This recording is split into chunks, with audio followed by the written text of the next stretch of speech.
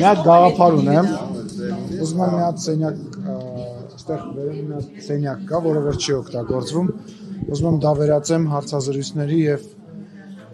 մեդիա կենտրոնի պես մի բան, մտածում եմ, որ նախ տենց մի հատ ամբիոն լինի,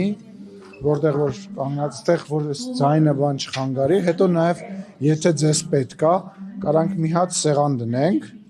երկու աթոռով, իր լուսավորությունով, եթե պետք է ֆերմա անենք, որ դուք կարողանաք անհատական հարցազրույցներ անեք ազգային ժողովի շենքից դուրս չգալու։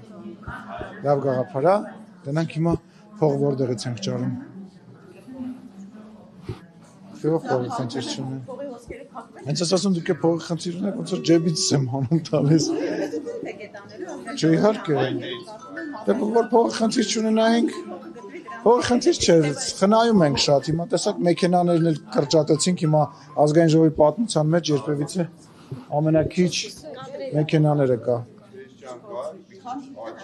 Գրել եմ 30 հատ մեքենա, չեմ գրած է իմ մոտ բանում։ Եղավ, ոնց ասես, դու ոնց ասես։ Սկսենք։